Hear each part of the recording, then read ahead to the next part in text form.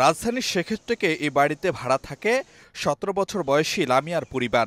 ৩ তলায় এই ঘরের চিত্র জানান দিচ্ছে দরজা ভেঙে লামিয়ার ঝুলন্ত মরদেহ বের করার কথা।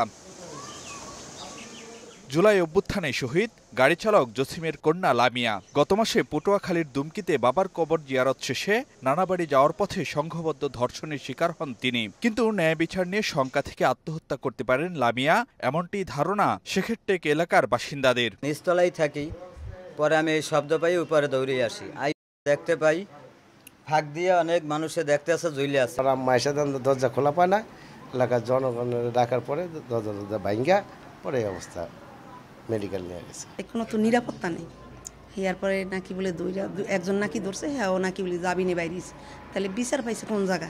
এদিকে শেখেরটেকে ঘটনাস্থল পরিদর্শন করেছে সিআইডি। এদিকে সকালে সোহরাওয়ার্দী মেডিকেল কলেজ হাসপাতালে সম্পন্ন হয় লামিয়ার ময়নাতদন্ত। পরে মরদেহ নিয়ে পটুয়াখালীর উদ্দেশ্যে রওনা হন পরিবারের সদস্যরা। যাদের অপরাধে আত্মহত্যায় প্ররোচিত হয়েছেন লামিয়া, তাদের সর্বোচ্চ শাস্তির দাবি জানান তারা। সুষ্ঠু তদন্তের মাধ্যমে তাকে বিচারের আওতায় যেন আনা হয় এবং তাকে যেন ফাঁসিতে কাস্টডিতে ঝোলানো হয়। যে মেয়েটা ধর্ষণে আত্মহত্যা করেছে, যে আসামির জামিন পেয়েছে, আমরা সেই আসামির দ্রুত ফাঁসি চাই। লামিয়ার গ্রামের বাড়ি পটুয়াখালীতেও নেমে এসেছে শোকের ছায়া।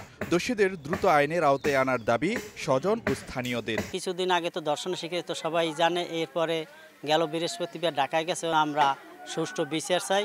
কয়েকদিন আগে বাবা মারা গেছে, এখন মেয়েও মারা গেছে। কলেজে যাইতে পারে না, আর এইভাবে চলতে আছে, ও তো এই জন্যই মারা গেছে।